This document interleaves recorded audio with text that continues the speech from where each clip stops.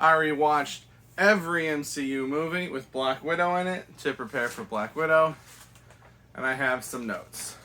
So, I didn't really have a specific focus with my notes, so it's kind of just a combination of things we've learned about Natasha Romanoff,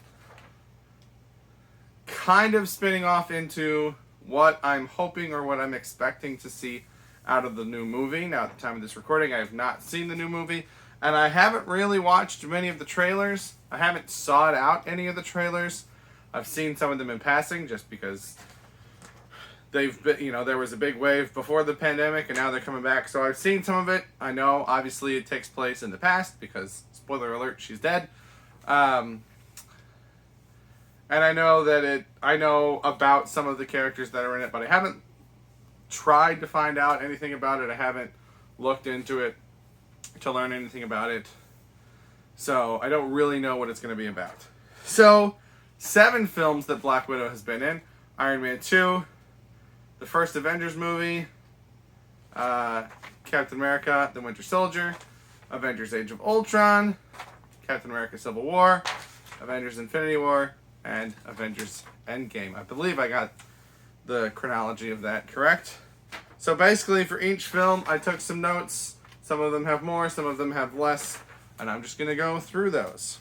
So Iron Man 2, obviously she starts as an undercover notary at Stark Tech, and when Tony Stark is looking up information about Natalie Rushman, he finds some stuff about her that I'm kind of curious if it's true about Black Widow or if it's just stuff that's made up about this fictional Natalie Rushman.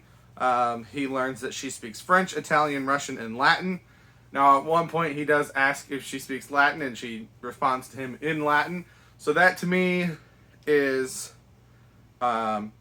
indicative that she does actually speak all of those languages. Also, if you're undercover and you put languages on your resume, there's a chance that someone is going to talk to you in those languages. So I believe that that's probably accurate, that she actually probably does speak all of those languages.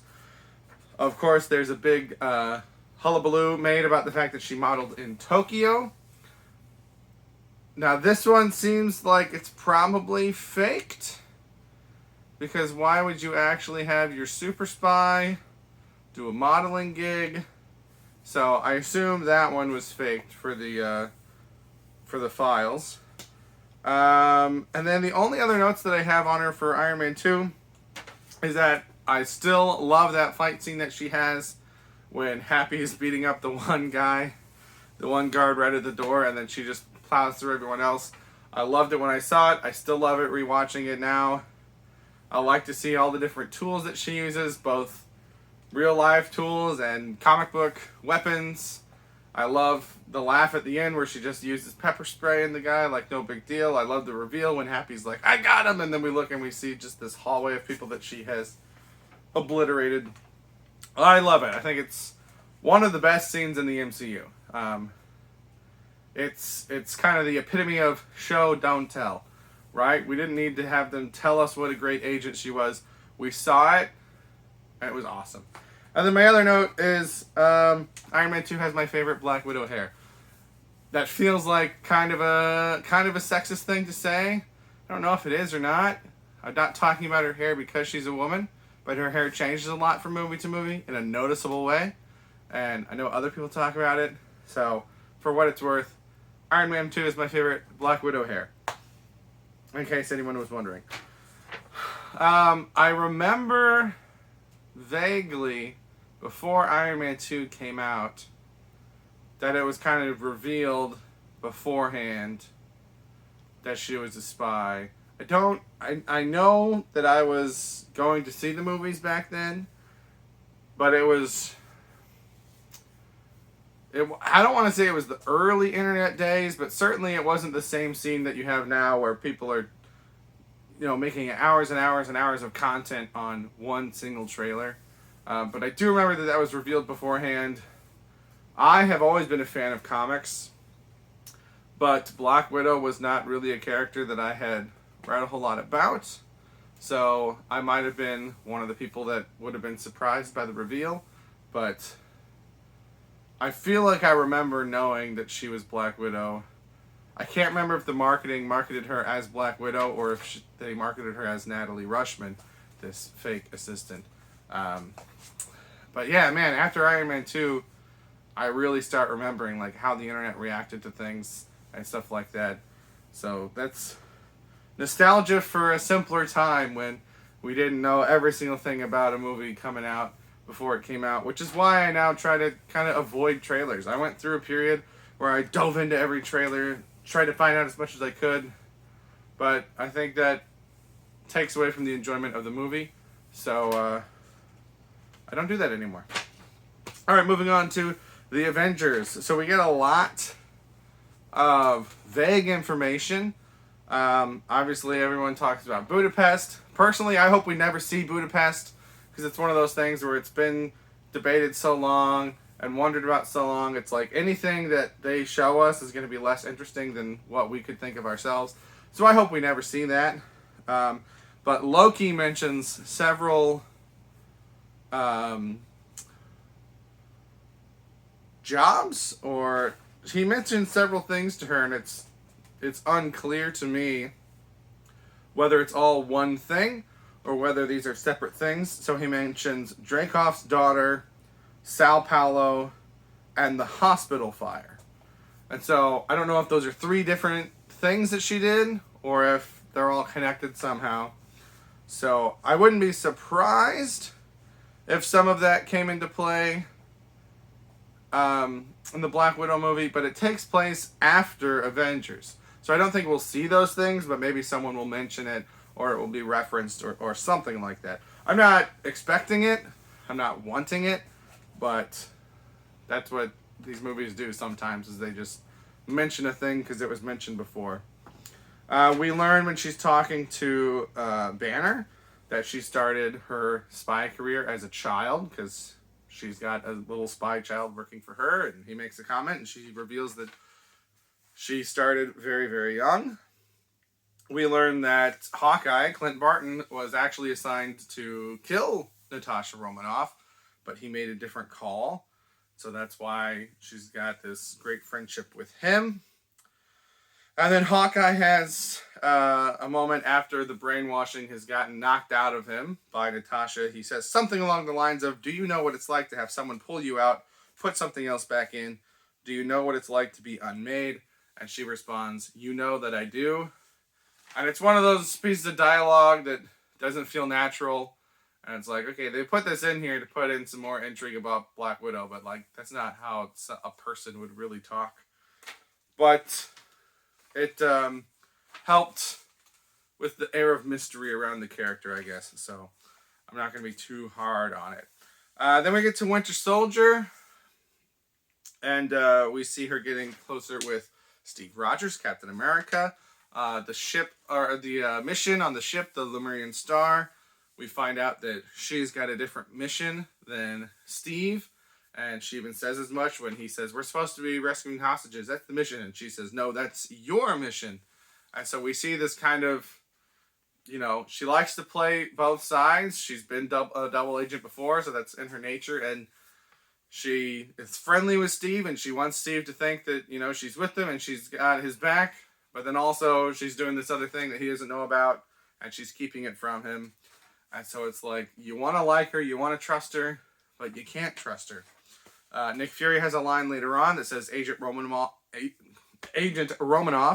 is comfortable with everything. Again, alluding to her, the red in her ledger, as she talked about in the Avengers.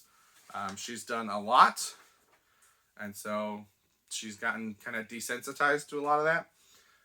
We find out that she has had run-ins with the Winter Soldier in the past. She knows who the Winter Soldier is. She doesn't know that it's Bucky, but when she hears the report, she knows what they're dealing with. And she says going after him is a dead end. I know. I tried. Again, I don't think we're going to see that because the Black Widow movie takes place after this, but it might be a flashback or something, or again, it might be something that somebody mentions or references. We have a quick line from her where she says, "I only act like I know everything," which again goes into that whole idea of you can never really trust her because everything's a facade, everything's an act. She never turns it off. And so even though sometimes she can seem very trustworthy and vulnerable and like a real person, she's always acting, which I think makes her a more interesting character. Steve is talking about, at one point, finding it difficult to find someone with similar shared life experience, and she says, just make something up. So this seems like something that she's done probably multiple times, just coming up with new identities on the fly. I think, I didn't write it down, but I think it's the end of this movie where she says something along the lines of, I've run out of identities, time to go make a new one. So that's just something that she does. And then we have this line, it's a little clunky, what she says to Steve, the truth is a matter of circumstance. It's not all things to all people all the time. What do you want me to be? And again, that just, he says he wants a friend. He clearly wants to trust her, but someone that says something like that, they're not really someone that you can trust fully all the way. So again, we're just seeing that there's lots of different levels and layers to this character. But then we start seeing signs that she wants to be trusted. Or at least she's acting like she wants to be trusted. And so she has a line in this movie after the attack with Zola in the bunker. She says, if it was down to me to save your life, would you trust me to do it? And it seems like, unless she's being manipulative, she really wants to be trusted. And maybe that's something that she longs for because she often isn't, because she often is playing both sides and betraying people and things like that. Then we get the line from Alexander Pierce where she's dumping S.H.I.E.L.D. files, and he says, none of your past is going to remain hidden. So characters in the world now are more familiar with what Black Widow has done than we, the audience, have been up to this point. And then my last note, I think this is her third best hair. I don't like the straightness of it, but I like the length and the color. Maybe fourth best after Endgame. I don't know. Endgame, I'm torn on. I like the blonde left over with the red coming back. So third or fourth best hair. I didn't rank all the hairs, just my favorites. Moving on to Age of Ultron. Now, so Iron Man 2, she's got this connection that we see with Tony Stark. In the Avengers, we see the friendship with Hawkeye. The Winter Soldier, we get to see her connect with Steve Rogers. And now Age of Ultron, we see her connecting with Bruce Banner. So other than Thor, Black Widow really has strong relationships with all of the different Avengers. We just never really got to see that with Thor, unfortunately. So we get the lullaby, as they call it, where she is able to get the Hulk to transform back into Bruce Banner.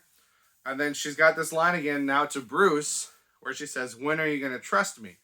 And he says, it's not you that I don't trust, or something like that. But we get this through line of she wants to be trusted by people, or at least she's acting like she wants to be trusted by people. So I feel like if they do this movie well, a lot of it is going to have to do with trust and or lack of trust, betrayal, something like that. Then, of course, when they're all trying to pick up Mjolnir, and they, ask her to take her turn, she says, that's not a question I need answered. It's interesting that, she didn't even get up to try to have fun. That has sparked a few theories about maybe she could wield it, blah, blah, blah. And obviously there are what-if stories or things like that where she has wielded Mjolnir. But her choice not to try is more interesting than most of the people that try and fail. Then Scarlet Witch comes into the picture, and we see a lot of visions / flashbacks / it's hard to tell which of this stuff actually happened, which of it is her memories of it happening, and which of it are just visions based on those memories. So it's hard to tell which of these things happened for sure, but we get these flashbacks to the Red Room, which is where she was trained, the ballet skills. We get this quote where she says to the instructor, you'll break them. Or I think it's her that says it. It might be somebody else. But then the instructor replies, only the breakable ones. So we get the sense that they are weeding out the weak in this system. The younger version of Black Widow says, "What if I fail?" And the instructor replies, "You never fail." But then we see her fail. And this instructor says, "Sloppy, pretending to fail." And then we get them talking about the graduation ceremony, where the instructor says the ceremony is necessary to take your place in the world.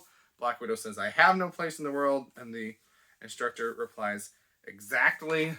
And then, of course, later on, when she's talking to Banner, we learn that she was sterilized. So she cannot have children. That was part of the graduation ceremony from this program. So again, hard to know what events shown there were accurate and which of them were maybe memories that weren't necessarily accurate, and which things were just kind of visions based on feelings. But clearly not a great upbringing. And then we see, as they're evacuating the floating landmass, we see her hanging on to the back of the Hulk as he's jumping around it, and he's, transporting her. And innuendo aside, I'm trying to remember, is this the first time we've seen someone ride the Hulk? I can't remember any other scenes of somebody like on his back. It happened way back in the early comics with gosh, I can't remember the kid's name. Oh, that's gonna bother me. Oh, this makes me angry. I can't remember the kid's name. But the Hulk's, Bruce Banner's teenage associate. I want to say Rick something. I gotta figure this out. This is gonna bother me. Rick Jones is who I'm thinking of. I had the Rick, lost the Jones. But anyway, pretty common in comics, or at least not uncommon, to see people riding on him like that. But I don't think we had seen it into the movies up to that point, so that kind of stuck out to me. As just, she's the first one that we've seen do that. It's kind of interesting. And then, of course, there's a moment where they think that they're not going to get off, and that they're going to lose, and that they're all going to die, and she just has the line, "There's worse ways to go," and she says something along the lines of, "Where else am I going to get that view?" And she seems very comfortable with death. Not afraid to die. It seems more so than most of the other members, because Captain America is still very much focused on, getting people off and getting them to safety, and it's not done yet, and blah, blah, blah. And she's just like, maybe we're done. And, throughout the movie, she's talking with Bruce about just going away, leaving, so she doesn't seem like she's tied down to the heroics of it like Captain America does. And she even says something to Bruce along the lines of, "I had a dream, I thought it was real at the time," and he's like, "What?" And then she was like, "That I was an Avenger." So it's like she doesn't feel connected to this life, and maybe it's guilt over stuff she's done in the past. Maybe I'm unsure. So maybe we'll see more of that mindset and maybe where that comes from. Don't have a lot of notes in Civil War other than, once again, she keeps switching sides. She, acts like she's with Tony and agrees with Tony, but then she goes to Peggy Carter's funeral to be with Cap because she wants to support him still. Then goes back to the UN to sign the Accords. And then fights with Team Iron Man at the airport until, obviously, she doesn't anymore. She stops Black Panther long enough for Captain America and Bucky to get away. She has the line, "I told you I'd help you find him, not catch him. There's a difference." And then she gets into it with Tony at the end. But I don't ever remember seeing her arrested. I don't think she was in the raft with the rest of Team Cap. And so when we pick up in Infinity War, which I think is her second best hair, the blonde hair, she's with Team Cap. And I don't think they explained that in the movies, unless I've missed it in my multiple rewatches. So I believe, I'm not 100% positive, but I believe that's where the Black Widow film takes place. It's between Civil War and Infinity War. So that's one thing that I'm expecting to see, is what happened to her after Civil War, and then how did she end up with Captain America by the start of Infinity War. Because I'm pretty sure that's where it takes place. She doesn't have the blonde hair yet in the trailers. She's still got the red hair. but I'm pretty sure I've heard that it's after Civil War. So, curious to see if I don't know if Captain America will make a cameo. I'm pretty sure Iron Man is in it. I remember reports of that back last year, but I don't remember hearing anything about Captain America being in it. So maybe it'll be done without a cameo. But I hope they, I don't know. I hope they address it in some way. So that's all I had for Infinity War, was second best hair and how did she get on Cap's team. Then we get to Endgame. R.I.P. She dead now. Earlier, before she dies, she has a line that she says to Captain America where she says, "I used to have nothing, and then I got this job, this family." And so I'm curious to see, because on the little bit of the trailers that I have seen for the new film, it seems like that's a family of sorts. And I would have guessed that it's a family from before the Avengers, and they're just reuniting now after Civil War.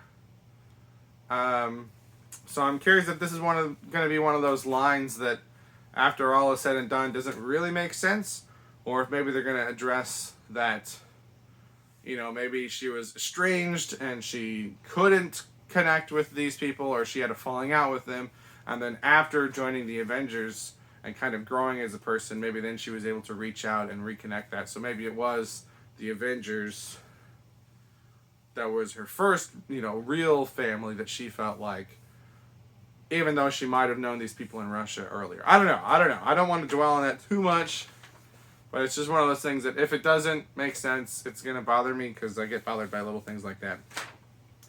So depressing. When I was rewatching Endgame in the theaters, I think I saw it like 8 times, something like that.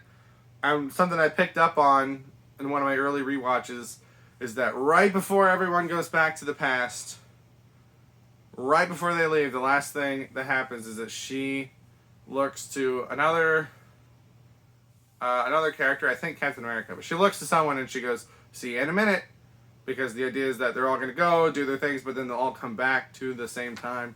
And of course, she's the one that doesn't come back. And so if you haven't noticed that yet on the rewatch, when they all leave, she's the one that says, "See you in a minute," and then she doesn't come back. And it's, after you know what happens when you see that scene, it's much sadder, because she's got that little line, which was, great work by the writing team.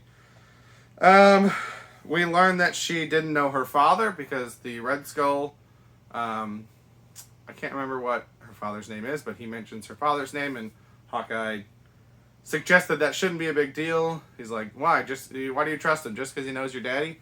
And she's like, I didn't know him. Or your daddy's name. And she's like, "I didn't know what it was." And then we learn late in the film that when the Hulk did his snap with the gauntlet, he says that he tried to bring her back and it didn't work. So back at her, not a funeral scene, but where they're all grieving her by the water, Thor seems to think that, they can just use the stones and bring her back, or use time travel and bring her back. And, Barton says that you can't bring her back. The Red Skull said it was an everlasting exchange. So they seem to definitively answer that you can't just bring her back through this, these magical means. Technically, they didn't try with time travel. They tried with the stones. So maybe there's some room to that. But I would guess that Scarlett Johansson is probably pretty much done, and that the other Black Widow in this movie is pretty much going to be our new Black Widow moving forward, or maybe we'll have multiple Black Widows moving forward. But it's all leading to new Avengers, and I'm going to do a whole video about that at some point.